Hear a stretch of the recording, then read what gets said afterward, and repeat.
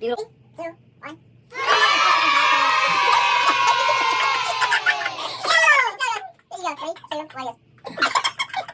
back to the Four Horsemen Podcast. I will be your host today. I'm Dylan. I'm Connor. I'm Sal. I'm Logan. I've been in a relationship for 2 years and it's 6, 7, 8 months, something like that. 9 months. I'm currently single. And I've been in a relationship for about 7 months. Yeah, hit him up.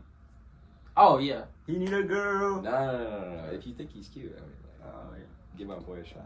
Thank you. And if you're cute, because he won't settle for less.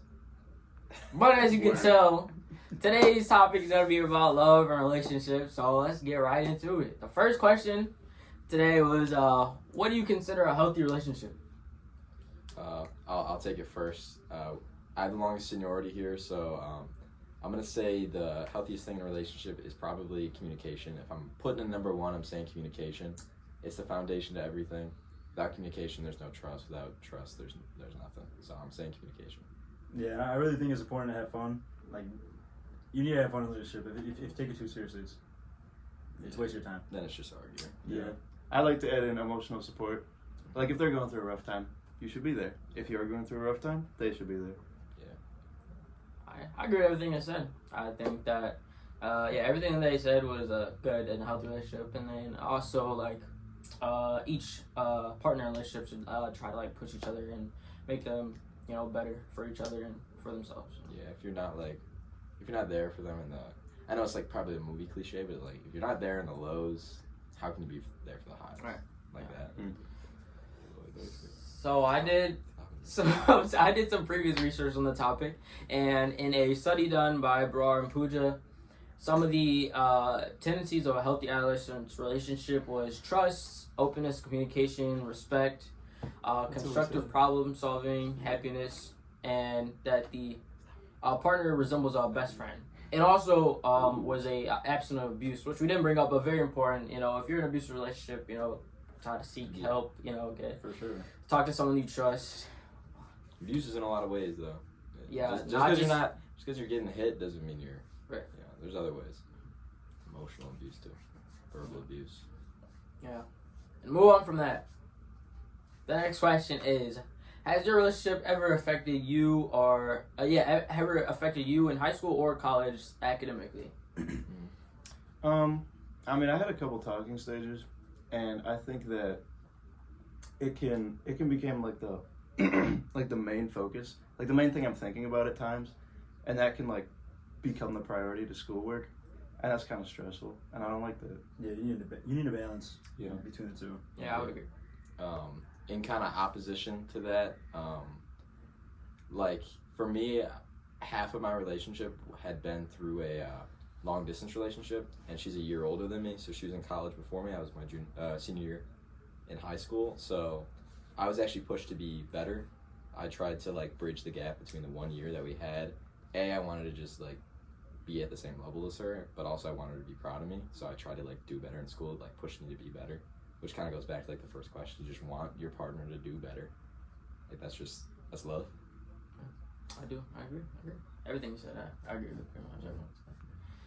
And in a study done by Chung Fan and Tracy King and others, they actually, through their study, showed that people who were in relationships and like doing moderate dating during adolescence showed better results while going into college and graduating from high school compared to non-daters. And even though that is like a positive effect, they also showed that serious dating or high frequency dating had a negative effect on adolescents' academic course, because, like you said, it could get very distracting from time to time, things like that. Yeah, time consuming. Yeah. So yeah, like we were talking about earlier, like different stages in a relationship will affect how you achieve things academically. And in the source by Hafez Bahogli, they set the difference between the newly and stable love and relationships, and they show that their data shows that stable love relationships are good for adolescents, while anxiety for newly in love relationships increased and the sleep quality decreased. So I think that in new relationships, like newly loved relationships, anxiety and sleep quality decreased, while Sleep quality. In new relationships? in newly in love sleeping. relationships. Oh, makes they're sense. anxious. Yeah. Right, and Yeah, then they wanna, right. They want to hang out with their girl. Exactly, and then Or they're in just nervous about what they're in thinking. stable love relationships, it was good for adolescents. Like nothing changed with like anxiety levels and depression levels. So the next question is to like segue off of that was how what differed between your level of anxiety and depressive symptoms before and in the relationship? So I guess for me, like I was before my girlfriend, I was pretty chill. I was focused on my studies and stuff like that. But then when I started dating her, you know, I had never had my first kiss because I'm young, you know, it's different for older people. But never had my first kiss, never done anything, never had a girlfriend before, and so I had a lot of anxiety going into that. I was very blunt with her, saying, you know, I never had a first kiss, and like she had hers, so she kind of walked me through it, which is it's cool. Yeah, but you know, my anxiety did go up because of that. But then after the first kiss, I was fine. Yeah, and segue off Sal, I also first girlfriend, first kiss, and then also, which kind of put like a personal point, but we started dating right before college, like right before I was about to go away. So I don't know how that would work out.